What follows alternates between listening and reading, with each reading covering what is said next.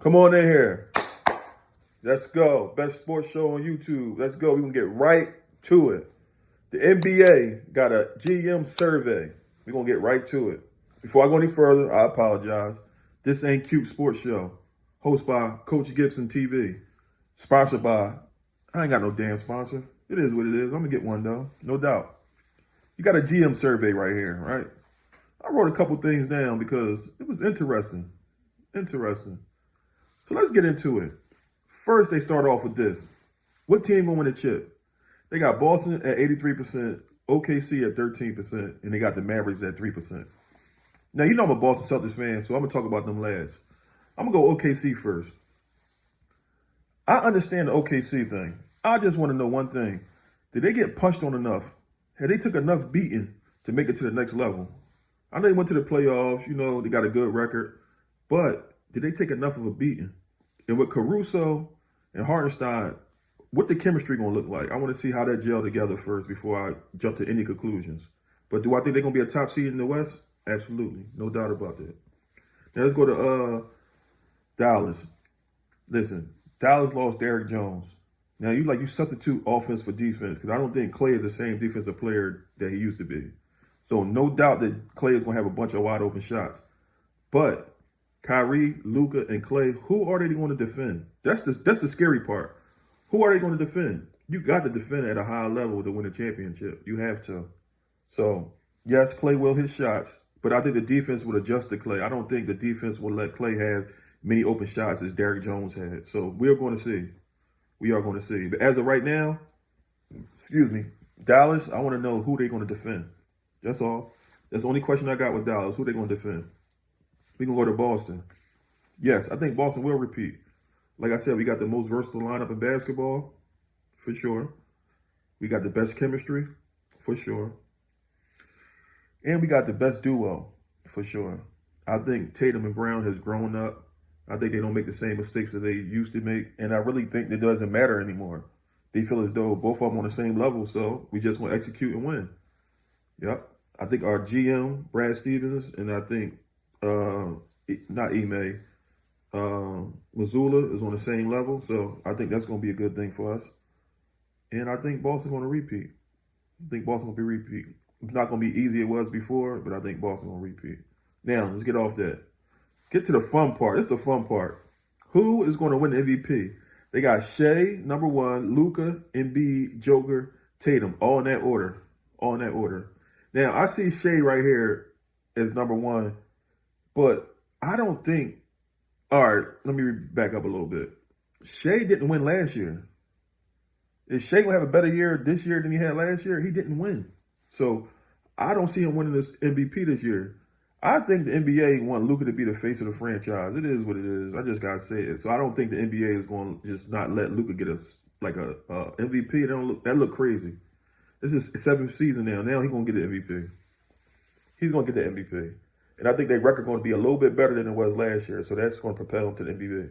So it don't mean nothing no more. Whoever get the best record doesn't mean that you're going to win the MVP or the Mag League. So he can get out the window right now.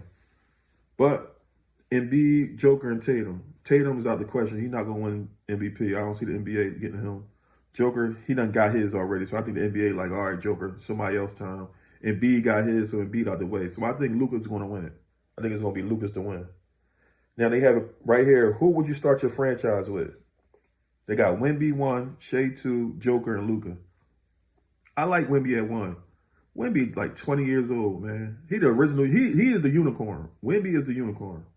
He like 20 years old, man. You got to start your franchise at him. He could dribble, pass, shoot. He could defend. He's 7'3". He's smart. He know how to play the right way. He's skilled.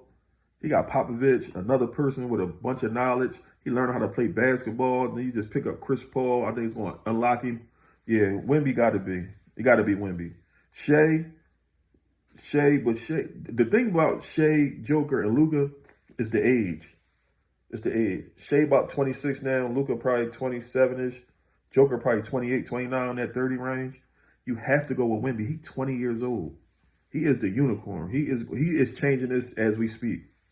So I got to go with Wemby. I agree with the NBA on that one. They said the hardest person to adjust for, like the hardest person to guard. They got Luka first, Steph, Joker, Giannis, and Embiid.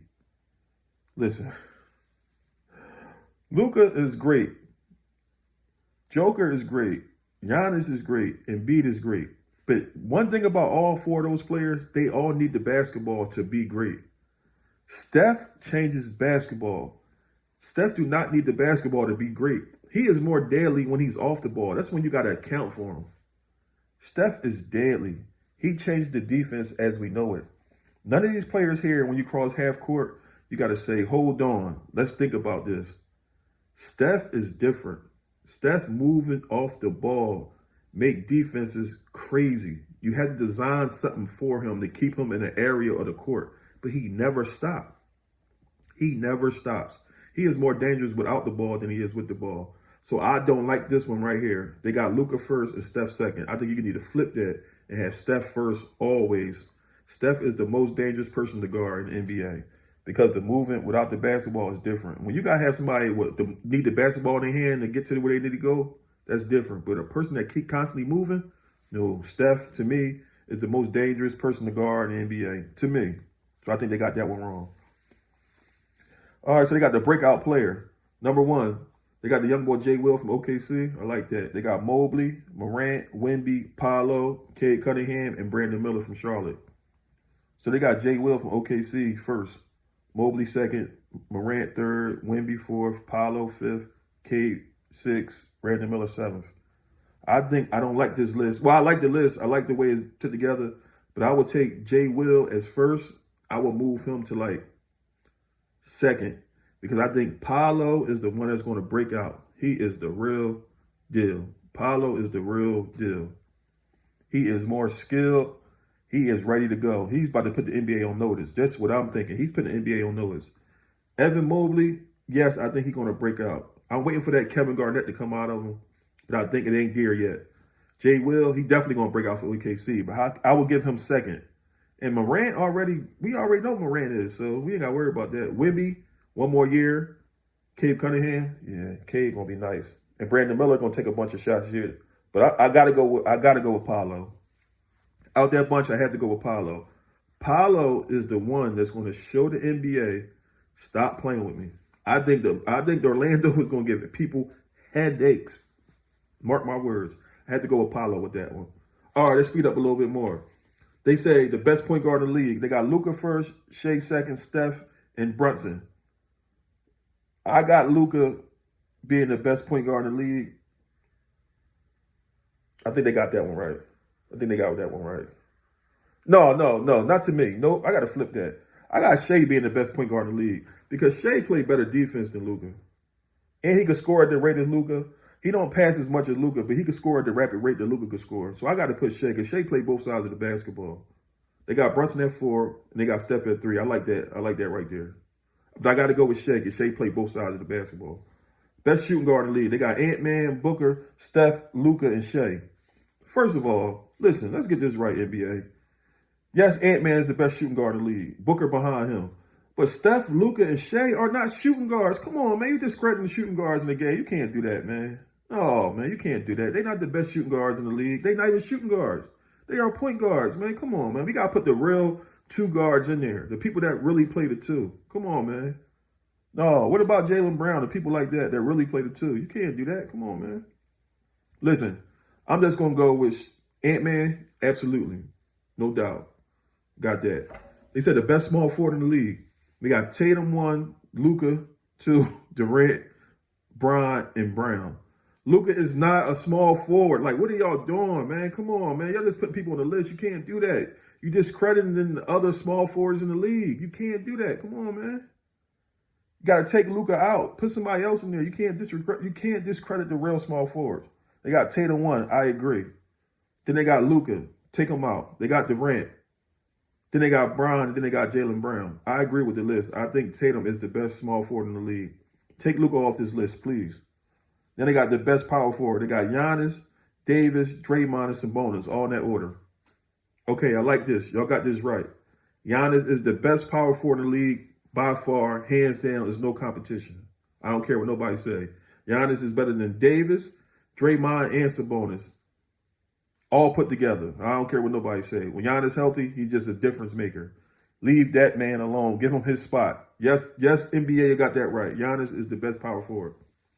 Now we got the best centers in the league. We got Joker at 1, Giannis at 2, Embiid at 4, Embiid at 3, and Wemby at 4. Take Giannis off this list. He's not a center. Come on, you discrediting the centers. You got to put somebody else in there. Come on, man. You can't be doing that. Joker, number 1, Giannis number 2, Embiid and Wemby. I'm switching that. I would think Embiid is the best center in the league because Embiid played both sides of the basketball. He could dominate the game on the offensive side and the defensive side. That has to be accounted for. We have to have more people in here that can play two-way basketball. Everybody in the NBA can put the ball in the bucket. You wouldn't be able to get to the NBA if you can't score it at some type of point. So, no, you got to play both sides of the basketball, and I would get that to Embiid. Absolutely. I would take Giannis out because Giannis is not a center. I got to get that to Joel Embiid. That's it. Now, listen, it's a GM survey. They got some stuff wrong. I mean, like, the position, so they making it like it's positionless basketball. So they got some stuff wrong, but they got some stuff right. And all in all, it's a good list. But certain things that did stand out to me about the franchise starter with Wemby, I agree with that. I agree with that.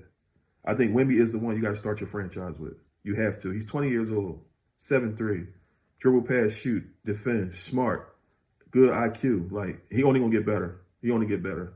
So listen, with that being said, Coach Gibson TV, I just wanted to break this down for y'all, give y'all a little bit of basketball. I'll holler at y'all later. Water.